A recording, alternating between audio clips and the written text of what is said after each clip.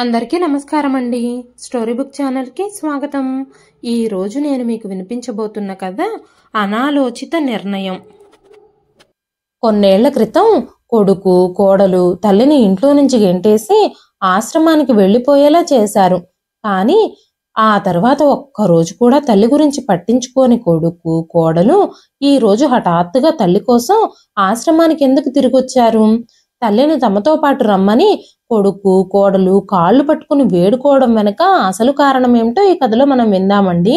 కృష్ణవేణి గారి కొడుకు కోడలు మలిపొద్దు ఆశ్రమానికి చేరుకున్నారు. వాళ్ళిద్దరూ అక్కడ తలుపు తట్టినప్పుడు మేనేజర్ తలుపు తీశాడు. మీరు ఎవరిని కలవాలనుకుంటున్నారు? ఇంతకు ముందు నేను మిమ్మల్ని ఎప్పుడూ చూడలేదు, మిమ్మల్ని ఇదే మొదటిసారిగా చూస్తున్నాను అని చెప్పగానే ఆ భార్యాభర్తలిద్దరూ మేం కృష్ణవేణి గారిని కలవాలి, మేం కృష్ణవేణి గారి కొడుకు ఇంకా కోడలు అని చెప్పగానే ఆ వృద్ధాశ్రమం మేనేజరు చాలా ఏళ్ల క్రితం కృష్ణవేణి గారి ఆశ్రమానికి వచ్చారు. ఇన్నేళ్లలో ఆమెను కలవడానికి ఎప్పుడూ ఎవ్వరూ రాలేదు. ఆవిడ కూడా ఇన్నేళ్లలో తనకి కొడుకు కోడలు ఉన్నారని ఎప్పుడూ ఆ విషయం ప్రస్తావించలేదు. సరే ఇక్కడ కూర్చోండి, నేను వెళ్ళి ఆమెను పిలుచుకొస్తాను అంటూ మేనేజర్ గారు లోపలికి వెళ్ళి వృద్ధుల మధ్యలో కృష్ణవేణి గారిని పిలుస్తూ, కృష్ణవేణి గారు మీ కొడుకు కోడలు మిమ్మల్ని కలవడానికి వచ్చారు అని చెప్పగానే కృష్ణవేణి గారు మొదట కొంతసేపు మౌనంగా ఉండి కొంతసేపు ఆవిడ ఏమీ మాట్లాడలేదు. ఇన్నేళ్ల తర్వాత కొడుకు కోడలు ఇప్పుడు ఎందుకు వచ్చారా అని ఆలోచించుకుంటూ కొంత సమయం తర్వాత కృష్ణవేణి గారు కొడుకు కోడల్ని కలవడానికి వెళ్లారు. మేనేజర్ గారు కూడా బయటే కూర్చున్నారు. ఆయన కొడుకు కోడలతో మాట్లాడుతున్నారు. కృష్ణవేణి గారు దూరంగా నిలబడి వాళ్ల మాటలు వినడానికి అర్థం చేసుకోవడానికి ప్రయత్నిస్తున్నారు. చాలాసేపు నిశ్శబ్దంగా దూరంగా ఆవిడ నిలబడే ఉన్నారు. తన కొడుకుని కోడల్ని చూడగానే ఆమె కళ్ళు కోపంతో ఎర్రగా మారాయి. మీరిద్దరూ ఇక్కడికి ఎందుకు వచ్చారు? నాకు మీ మొహాలు చూడడం కూడా ఇష్టం లేదు అని చెప్పింది ఆవిడ. వెంటనే కొడుకు అజయ్ కృష్ణవేణి గారితో, అమ్మా మీ రూంలోకి వెళదాం పదండి, ప్రశాంతంగా కూర్చుని మాట్లాడుకుందాం. అమ్మా మేమిద్దరం నీకోసమే ఇక్కడికి వచ్చాము, నిన్ను ఆశ్రమం నుంచి తీసుకెళ్ళిపోవడానికే వచ్చాము. ఎప్పుడో జరిగిన విషయంపై మా మీద ఇంకా ఎంతకాలం కోపంగా ఉంటావు? మేము క్షమాపణలు కోరుకుంటున్నాము. మేమిప్పుడు మనస్ఫూర్తిగా నిన్ను మన ఇంటికి తీసుకెళ్ళడానికి వచ్చాము. ఇప్పుడు మనం ఇంటికి వెళ్ళిపోదాం పదమ్మా. నీకు తెలుసా, ఆ భగవంతుడి ఆశీర్వాదంతో నువ్వు నానమ్మవయ్యావు, నీకొక మనవడు పుట్టాడు. ఇక నువ్వు మాకు దూరంగా ఉండొద్దు. నీ మనవడికి ఇప్పుడు నీ అవసరం ఎంతగానో ఉంది. ఇప్పుడు నానమ్మ ప్రేమ నీ మనవడికి ఎంతగానో అవసరం అని చెప్పగానే ఆ మాటలు విని కృష్ణవేణి గారికి చాలా కోపం వచ్చింది. తన కొడుకుని కోడల్ని కోపంగా, మీరిప్పుడే వెంటనే ఈ ఆశ్రమం వదిలి వెళ్ళిపోండి, నేను అసలు మీతో మాట్లాడాలని కానీ మీ మొహాలు చూడాలని కానీ అనుకోవడం లేదు అని చెప్పి కోపంగా చెప్పగానే కొడుకు కోడలు మౌనంగా అక్కడి నుంచి వెళ్ళిపోయారు. కొన్ని రోజులు గడిచిన తర్వాత మళ్ళీ కృష్ణవేణి గారి కొడుకు అజయ్ కోడలు విద్య ఆశ్రమం చుట్టూ తిరుగుతూనే ఉన్నారు. అయినా సరే కృష్ణవేణి గారు వాళ్ళ వైపు కన్నెత్తి కూడా చూడలేదు. ఆ తర్వాత అజయ్ ఒంటరిగా ఆశ్రమానికి వచ్చి కృష్ణవేణి గారి కాళ్ళు పట్టుకొని, అమ్మా నేనేమైనా తప్పు చేసుంటే నీ కాళ్ల మీద పడి క్షమాపణలు చెప్తున్నాను, నన్ను క్షమించు అని చెప్పగానే కృష్ణవేణి గారి రక్తం మరిగిపోయింది. ఆవిడ బిగ్గరగా అరవడం ప్రారంభించింది. నేను మీతో పాటు రావాలని అనుకోవడం లేదు, నేను ఇంటికి రావాలని అనుకోనప్పుడు నన్ను తీసుకెళ్లాలని మీరెందుకు బలవంతం చేస్తున్నారు? నాకు ఇష్టం లేకపోయినా ఎందుకు నా చుట్టూ తిరుగుతున్నారు అని మాట్లాడుతూ ఉంది. మేనేజర్ రూమ్ బయట కూర్చుని అన్నీ వింటున్నాడు. ఆవిడ పెద్ద గొంతుతో కొడుకుతో మాట్లాడుతూ ఉంది.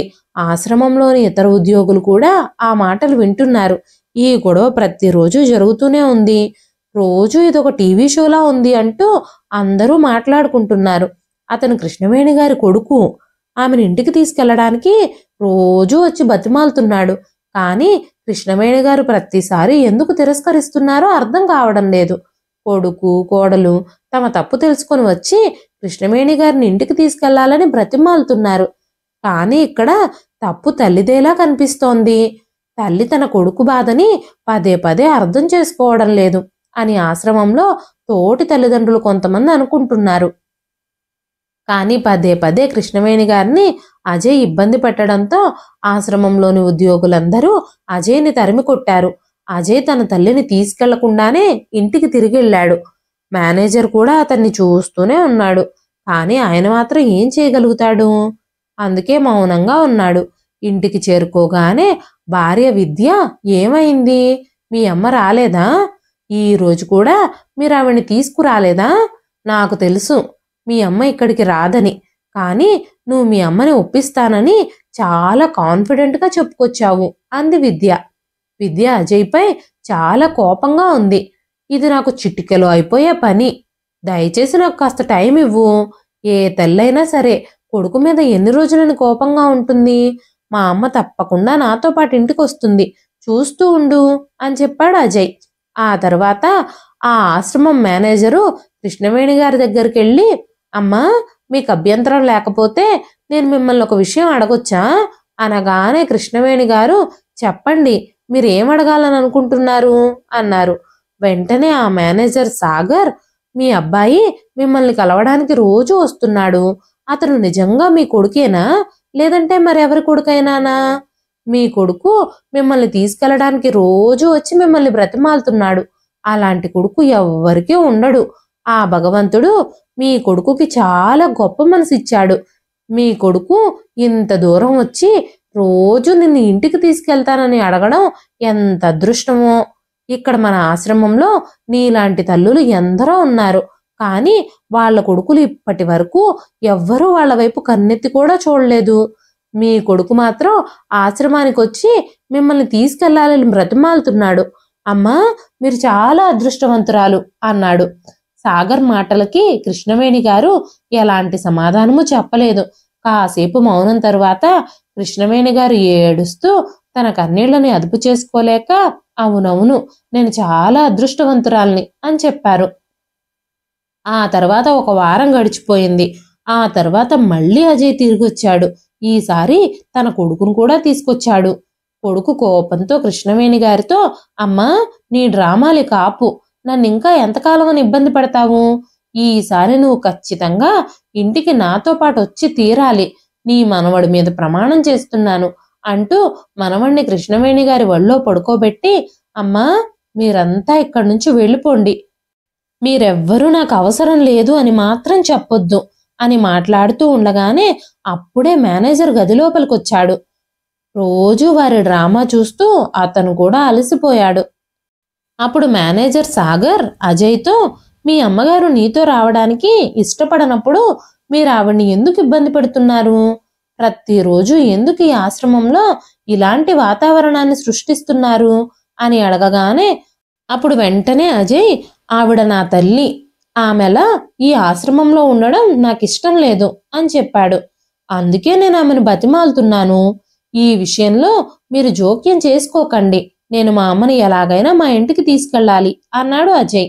అప్పుడు సాగర్, కృష్ణవేణి గారు 1000 సార్లు చెప్పారు మీ ఇంటికి రావడం ఇష్టం లేదని, కానీ ఆ విషయం మీకెందుకు అర్థం కావడం లేదు అనగానే విద్య పౌరుషమైన మాటలతో, మేం పదే పదే ఇక్కడికి వస్తూనే ఉన్నాము, మీరు మమ్మల్ని అవమానించి పంపించేస్తూనే ఉన్నారు అని చెప్పి అజయ్ని తన కొడుకుని కూడా తీసుకుని కోపంగా అక్కడి నుంచి వెళ్ళిపోయింది.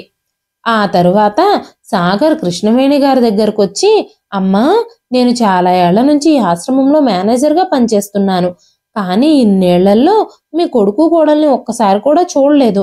కానీ ఇప్పుడు వాళ్ళిద్దరూ కొన్ని రోజుల్లోనే మిమ్మల్ని తీసుకెళ్లడానికి చాలాసార్లు ఆశ్రమానికి వచ్చారు. కానీ అమ్మా, మీరు వాళ్లతో ఎందుకు వెళ్ళడం లేదు అని అడిగినప్పుడు కృష్ణవేణి గారు ఏడుస్తూ తన గతం గురించి మేనేజర్ గారితో చెప్పడం ప్రారంభించారు. కొడుకు కోడలికి పెళ్ళై 3 నెలలు కాగానే కొడుకు ఉద్యోగం నిమిత్తం సిటీలో అద్దె ఇంట్లో స్థిరపడ్డారు. ఆ తర్వాత కృష్ణవేణి గారు, మహేంద్ర గారు గ్రామంలోనే తమ సొంత ఇంట్లో సంతోషంగా జీవిస్తూ ఉన్నారు. అలా కొన్ని నెలలు ప్రశాంతంగానే గడిచిపోయాయి.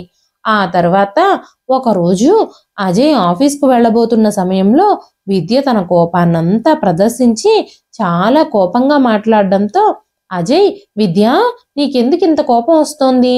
నీ కోపానికి కారణం ఏంటో స్పష్టంగా నాకు చెప్పు అని అడగగానే విద్య మీ అమ్మా నాన్నలతో మాట్లాడి ఊళ్ళో ఉన్న ఇంటిని పొలాలని అమ్మమని ఎన్నిసార్లు చెప్పాను.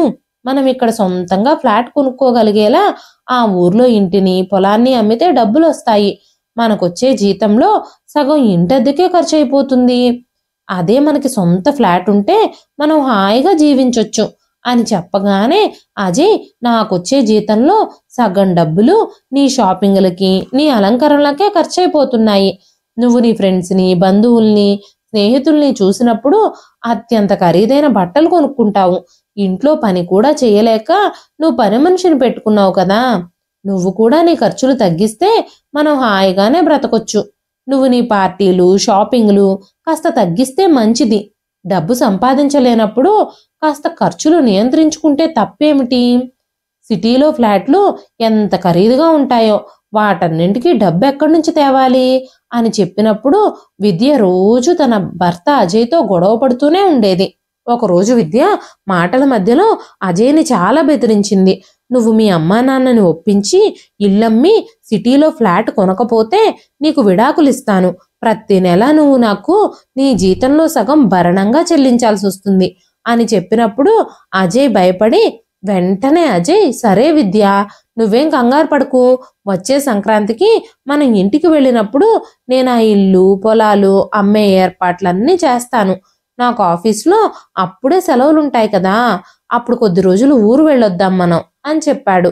ఆ తరువాత అజయ్ ఇంకా విద్య కృష్ణవేణి గారి ఊరికి చేరుకొని ఇంట్లో అడుగు పెట్టగానే తమ ఇంటిని చూసినప్పుడు వాళ్ళిద్దరూ చాలా సంతోషించారు. కొడుకు కోడల్ని చూసి కృష్ణవేణి గారు మహేంద్ర గారు కూడా చాలా సంతోషించారు. ఇంటికొచ్చిన దగ్గర నుంచి విద్య అత్తగారిని ఇంప్రెస్ చేయడానికి కూర్చోబెట్టి మరీ పనులు చేస్తూనే ఉంది.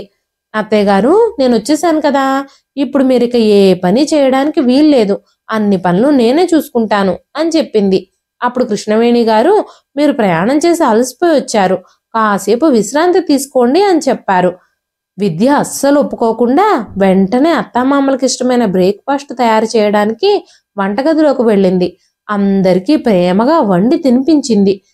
కృష్ణవేణి గారిని ఒక్క పని కూడా చేయనివ్వకుండా వంట పని పూర్తవగానే ఇల్లు శుభ్రం చేయడం బట్టలు ఉతకడం మొదలైన అన్ని పనులు ఒక్కదాని తర్వాత ఒకటి చేసేసింది. కృష్ణవేణి గారు సిటీ నుంచి వచ్చినా కూడా కోడలు ఇంటి పనులన్నీ చేయడం అత్తామామల్ని గౌరవించడం చూసి చాలా సంతోషించారు. కోడలు చాలా మంచి అమ్మాయి, మనల్ని కూతురు కంటే కూడా చాలా బాగా చూసుకుంటుంది అంటూ మహేంద్ర గారితో కూడా చెప్పారు. మహేంద్ర గారికి కూడా ఆరోగ్యం అంతగా బాగుండడం లేదు. ఊర్లో పనివాళ్ళు కూడా సరిగ్గా దొరకడం లేదు. కృష్ణవేణి గారికి కూడా మోకాళ్ళ నొప్పులు ఎక్కువయ్యాయి. వృద్ధాప్యంలో ఎక్కువ పని చేయలేక త్వరగా అలసిపోతున్నారు. కోడలు రావడంతో ఆవిడ కాస్త ఊపిరి పీల్చుకున్నారు. అప్పుడు విద్య అత్తయ్య గారు మీరు దేని గురించి ఆందోళన చెందాల్సిన అవసరం లేదు, ఇంటి పనులన్నీ నేను చూసుకుంటాను అని చెప్పగానే అజయ్ కూడా నాన్న నీకు ఒంట్లో బాగోకపోతే పొలాలన్నీ సరిగ్గా చూసుకోలేకపోతే పొలంలో ఇంకా ఎక్కువ మంది పనివాళ్ళను పెట్టుకో, నువ్వే పనులు చెయ్యొద్దు అని చెప్పాడు. కూలీలను ఎక్కువ మందిని పెట్టి కొద్ది రోజుల్లోనే పంట కోయటం కూడా మొదలు పెట్టారు మహేంద్ర గారు. విద్య కూడా పగలు రాత్రి అత్తామామలకు సేవ చేస్తూ వాళ్ళని ఇంప్రెస్ చేయడానికి ట్రై చేస్తూ ఉంది. అత్తగారిని రోజంతా ఇది తినండి అది తినండి అంటూ ఇష్టమైనవన్నీ వండి ముందు పెట్టి చాలా బాగా చూసుకుంటుంది. కృష్ణవేణి గారు తనకి అలాంటి కోడలు లభించినందుకు చాలా సంతోషించారు. కృష్ణవేణి గారికి మోకాళ్ళ నొప్పుల వల్ల రాత్రిపూట చాలా సేపటి వరకు నిద్ర పట్టేదే కాదు. విద్య వచ్చిన దగ్గర నుంచి తన అత్తగారి పాదాల దగ్గర కూర్చుని తన కాళ్ళకి నూనె రాసి మసాజ్ చేయడం మొదలుపెట్టింది. కృష్ణవేణి గారు నువ్వు వెళ్ళి కాసేపు రెస్ట్ తీసుకో అమ్మా, ఉదయం నుంచి పనులు చేసి అలసిపోయావు అని చెప్పినా కూడా విద్య వినకుండా అత్తగారికి మామగారికి సేవలు చేస్తూనే ఉంది. తన మధురమైన మాటలతో మెల్లమెల్లగా అత్తగారి నుంచి వాళ్ళ దగ్గర భూమి ఆస్తి నగలు డబ్బు గురించి సమాచారం అంతా రాబట్టింది. కృష్ణవేణి గారు మహేంద్ర గారు రాత్రిపూట ఇద్దరూ మాట్లాడుకుంటూ మన అబ్బాయికి సంపన్న కుటుంబంలో అమ్మాయితో పెళ్లి చేస్తే వచ్చే కోడలు ఎలా ఉంటుందో అని మనం భయపడ్డాం. అహంకారి అయిన కోడలు రావచ్చేమో అనుకున్నాం, కానీ మన కోడలు సాక్షాత్తు లక్ష్మీదేవి, చాలా మంచి శాంత స్వభావి. అనగానే మహేంద్ర గారు కూడా, నువ్వు నిజం మాట్లాడుతున్నావు కృష్ణవేణి. భగవంతుడి దయ వల్ల మన అబ్బాయి కూడా సిటీకి వెళ్ళిన తర్వాత ఏమాత్రమూ మారలేదు. వాళ్ళిద్దరూ చాలా సంస్కారవంతులు అని మాట్లాడుకోవడం మొదలుపెట్టారు. సాయంత్రం పూట పొరుగింటి వాళ్ళు వచ్చినప్పుడు కూడా విద్య వాళ్ళకి చాలా బాగా స్వాగతం చెప్పింది. ఇంట్లో కూర్చోబెట్టి, మీకోసం ఏం తీసుకురమ్మంటారు? టీ కావాలా, కాఫీ కావాలా, లేదంటే మజ్జిగ తీసుకురమ్మంటారా? చెప్పండి, మీకోసం ఉల్లిపాయ పకోడీలు కూడా రెడీ చేస్తాను అంటూ కిచెన్లోకి వెళ్ళింది. అది చూసినప్పుడు మహేంద్ర గారి హృదయం అంతా ఆనందంతో నిండిపోయింది. విద్య అలా ఇరుగు పొరుగు వారిని ఆదరంగా పలకరించడం, మర్యాద చేయడం మహేంద్ర గారికి చాలా నచ్చింది. ఆ పక్కింటి వ్యక్తి కూడా మహేంద్ర గారితో, మీ కోడలు చాలా మంచిదండి. మీ కోడలు చాలా సంస్కారవంతురాలు. సిటీలో చదువుకుని వచ్చినప్పటికీ పెద్దల్ని చాలా బాగా గౌరవిస్తోంది. నీ కొడుకు కూడా ఏమీ మారలేదు. కొడుకు కోడలు ఇద్దరూ మిమ్మల్ని చాలా బాగా చూసుకుంటున్నారు. మీరు చాలా అదృష్టవంతులు అని చెప్పారు. కొడుకు కోడలు గురించి ఇరుగు పొరుగు వారి దగ్గర ప్రశంసలు విని మహేంద్ర గారి ఛాతి గర్వంతో ఉప్పొంగింది. మహేంద్ర గారు ఊరు మొత్తం తలపైకెత్తి గర్వంగా నడిచారు. కొడుకు కోడలు గురించి అందరూ ప్రశంసిస్తూ ఉంటే ఆ మాటలు విని చాలా సంతోషించారు వాళ్ళు. కొడుకు కోడలి ఆప్యాయత చూసి ఇప్పుడు మహేంద్ర గారు, కృష్ణవేణి గారు కోడలతో కలిసి సిటీకి వెళ్ళి బ్రతకాలని నిర్ణయించుకున్నారు.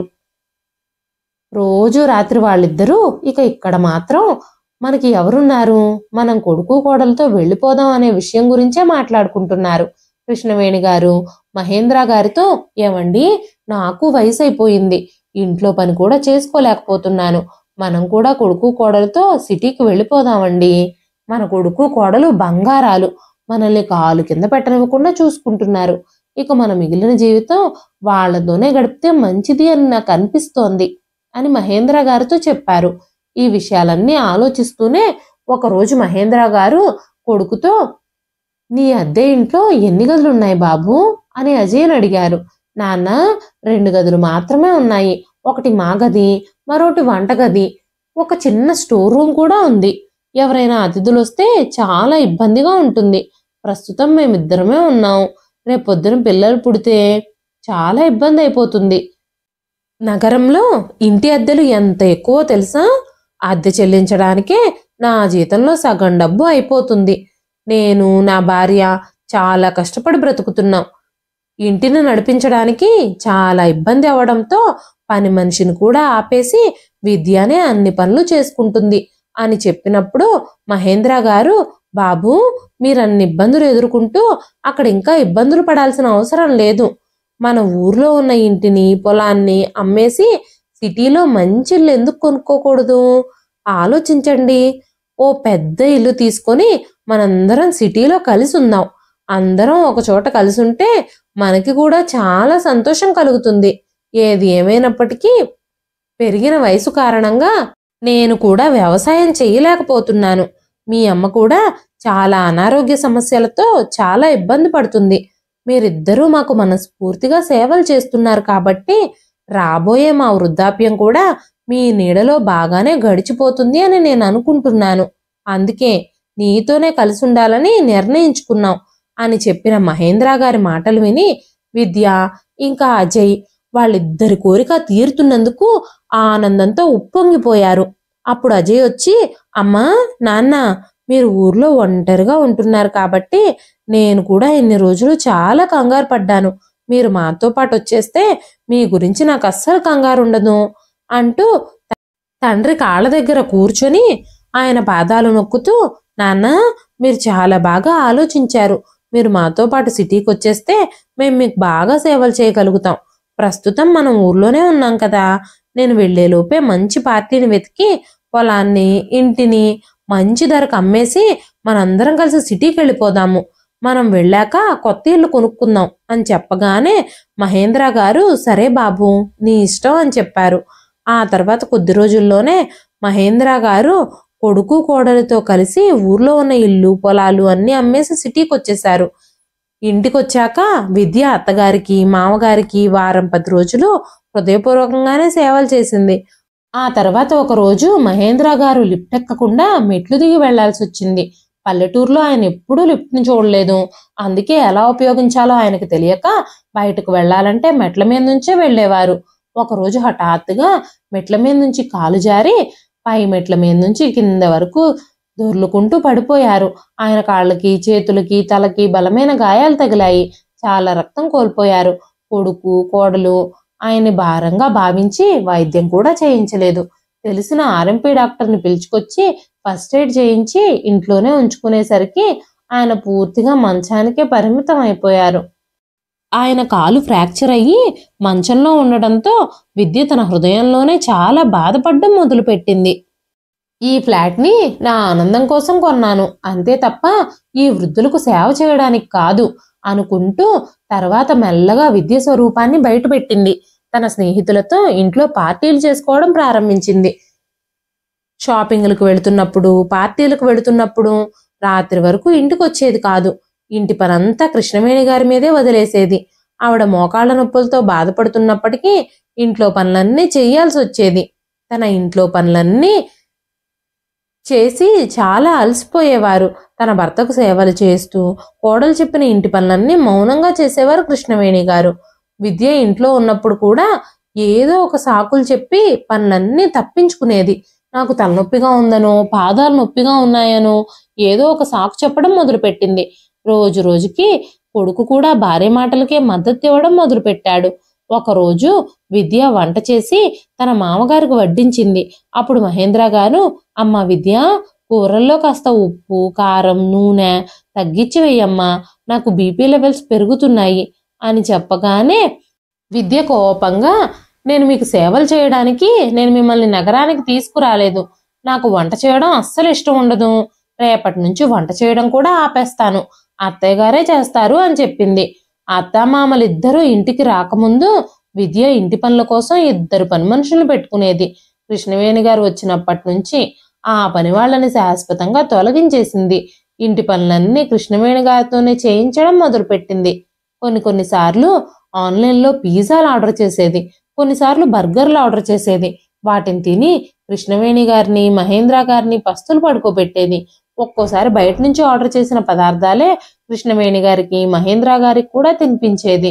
వాటిని తినడం వల్ల మహేంద్ర గారు ఇంకా అనారోగ్యానికి గురయ్యేవారు. కృష్ణవేణి గారు వంట చేయడానికి వంటగదిలోకి వెళితే విద్య సరుకులు, సామాన్లు అన్నీ దాచిపెట్టేసేసుకునేది. కబ్బోర్డ్లకి తాళాలేసేసేది. హోటల్ నుంచి ఆర్డర్ చేసి అదే అత్తమామలకు కూడా పెట్టి ఊపిరి పీల్చుకునేది. వాళ్ళిద్దరూ ఆర్డర్ చేసిన ఫుడ్ తినలేకపోతే తర్వాత మహేంద్ర గారికి ఇంట్లో చేసిన మిగిలిపోయిన ఎండిపోయిన చపాతీలు పెట్టి కృష్ణవేణి గారు ఆకలితోనే నిద్రపోయేవారు. కృష్ణవేణి గారికి ఇప్పుడు చాలా బాధగా అనిపిస్తోంది. రాత్రంతా ఆమె ఏడుస్తూనే గడుపుతుంది. మహేంద్ర గారికి ఊరు నుంచి సిటీకి వచ్చే ముందు సంగతులు గుర్తుకు రావడం మొదలయ్యాయి. మహేంద్ర గారి స్నేహితుడు మహేంద్ర గారితో, నువ్వు నీ కొడుకు కోడలతో కలిసి జీవించాలనుకుంటే నిరభ్యంతరంగా నువ్వు వాళ్ళతో సిటీకి వెళ్ళు, కానీ ఈ ఊర్లో ఉన్న భూమిని, ఇంటిని మాత్రం అమ్మొద్దు. కన్నతల్లిని రైల్వే స్టేషన్లో కొడుకు వదిలిపెట్టేశాడని, తీర్థయాత్రల సాకుతో గుళ్ళో వదిలేశాడని ఇలాంటివన్నీ వార్తల్లో చూస్తూ ఉన్నాము. అందుకని కాస్త జాగ్రత్తగా ఉండండి అని చెప్పినప్పుడు మహేంద్ర గారు ఆ విషయాలు అస్సలు పట్టించుకోలేదు. నా కొడుకు, కోడలు చాలా సంస్కారవంతులు, వాళ్ళు మాకు అలాంటి పరిస్థితి ఎప్పటికీ కల్పించరు అని చాలా గర్వంగా చెప్పారు మహేంద్ర గారు. కానీ క్రమక్రమంగా ఆయన అపోహలన్నీ తొలగిపోయాయి. ఒకరోజు కృష్ణవేణి గారు, మీ నాన్న ఆరోగ్యం రోజు రోజుకి క్షీణిస్తుంది, ఆయన రాత్రిపూట నిద్ర కూడా పోవడం లేదు, అందుకని కాస్త హాస్పిటల్కి తీసుకెళ్లి డాక్టర్ దగ్గర చూపించమని కొడుకుని అడిగారు. అజయ్ కృష్ణవేణి గారితో, అమ్మా ఇక్కడ డబ్బులేవి చెట్లకు కాయడం లేదు, హాస్పిటల్కి వెళ్తే డాక్టర్ ఖర్చులు, మందుల ఖర్చులు ఎంత అవుతాయో మీకేం తెలుసు అన్నాడు. కొడుకు కోడలు నిన్న మొన్నటి వరకు ఎంతో బాగా సేవ చేశారు, చాలా మధురంగా మాట్లాడేవారు. కానీ కొడుకు కోడలు బిహేవియర్ అంతా ఇప్పుడు మారిపోయింది. కృష్ణవేణి గారు తన కొడుకుతో, ఇప్పుడు నాకంతా అర్థమవుతుంది, ఊర్లో ఉన్న ఆస్తిని, భూముల్ని, నా బంగారాన్ని లాక్కోవడానికి మీరిద్దరూ నాటకం ఆడారని నాకు బాగా అర్థమవుతుంది అని కృష్ణవేణి గారు అనగానే, కోడలు విద్య, మీకన్నీ అర్థమైనప్పుడు ఈ ఇంటిని వదిలి ఎందుకు వెళ్ళిపోకూడదు? సిగ్గు లేకుండా మీకు అన్ని తెలిసాక కూడా ఈ ఇంట్లోనే ఎందుకు పడుంటున్నారు? వృద్ధాప్యంలో మీ కొడుకు కోడలు మీకు సేవలు చేస్తూ ఉంటారని కలలు కంటున్నారా అంది విద్య. ఆ తరువాత విద్య కృష్ణవేణి గారితో, మేం మా సొంతంగా ఇక్కడ సిటీలో ఫ్లాట్ కొనాలని అజయ్ని ఒప్పించి ఊరు తీసుకొచ్చి మిమ్మల్ని ప్రేమగా చూసుకుంటున్నట్టు నాటకాలాడి మిమ్మల్ని మభ్యపెట్టి మీ ఆస్తులన్నీ అమ్మించి మీ డబ్బుతో ఇక్కడ ఫ్లాట్ కొనిపించాము అని చెప్పగానే మహేంద్ర గారు, అయినా ఈ ఫ్లాట్ నా భార్య కృష్ణవేణి పేరు మీద ఉంది, ఈ ఇంటి మీద సర్వ హక్కులు నా భార్యకే ఉన్నాయి అని చెప్పగానే విద్య నవ్వుతూ, మీరు ఇంకా అదే భ్రమలో బ్రతుకుతున్నారా? రిజిస్ట్రేషన్ జరుగుతున్నప్పుడే మేము అత్తయ్య గారితో ఆవిడకి తెలియకుండానే సంతకాలు పెట్టించుకున్నాం. ఎందుకంటే అక్కడ లాయరు మీ అబ్బాయి స్నేహితుడు. ఇప్పుడు ఇల్లు అత్తయ్య గారి పేరు మీదేం లేదు, మీ అబ్బాయి పేరు మీదే ఉంది అని చెప్పింది. ఆ మాటలన్నీ విన్న మహేంద్ర గారికి ఆ రాత్రి అస్సలు నిద్ర పట్టలేదు. రాత్రంతా ఆయన మెలకుగానే ఉన్నారు. ఉదయాన్నే కొడుకు కోడలు బయటకెళ్ళినప్పుడు కృష్ణవేణి గారు ఇరుగు పొరుగు వాళ్ళ దగ్గర పాలు తెచ్చి మహేంద్ర గారి కోసం టీ చేసుకుని తీసుకెళ్లేసరికి మహేంద్ర గారు మంచం మీద ఏ చలనము లేకుండా పడుకున్నారు. దగ్గరకు వెళ్లి చూసినప్పుడు ఆయన ఊపిరి తీసుకోవడం లేదు. కృష్ణవేణి గారు ఒక్కసారిగా షాక్కి గురయ్యారు. ఆవిడ భర్త పోయిన దుఃఖాన్ని తట్టుకోలేక వెక్కి వెక్కి ఏడవడం మొదలుపెట్టారు. ఆ తరువాత కొడుకు కోడలు మహేంద్ర గారు చనిపోవడంతో ఒక పీడ విరగడైందని చాలా సంతోషించారు. ఆ తర్వాత కృష్ణవేణి గారి జీవితం దుర్భరంగా మారిపోయింది. కొడుకు కోడలు ఆవిడకి నరకం చూపించారు. నాన్న చనిపోయారని మీరు ఇంట్లో పడుకొని షో చేయాల్సిన అవసరం లేదు, మీరు గదిలో పడుకుంటే నాన్నగారు ఏమైనా తిరిగి వస్తారా అన్నాడు కొడుకు. ఏ పని చేయకుండా పడుకుంటే మీకు తిండెలా పెడతాం? దీపావళి వస్తుంది, ఇక మీరు చీపురు తీసుకోండి, నడుము నొప్పులు మోకాళ్ళ నొప్పులు అని సాకులు చెప్పకుండా ఇల్లంతా శుభ్రం చేయడం మొదలు పెట్టండి అని చెప్పింది విద్య. కృష్ణవేణి గారు వంటగదంతా శుభ్రం చేసిన తర్వాత ఆవిడతో పాత్రలన్నీ కడిగించింది విద్య.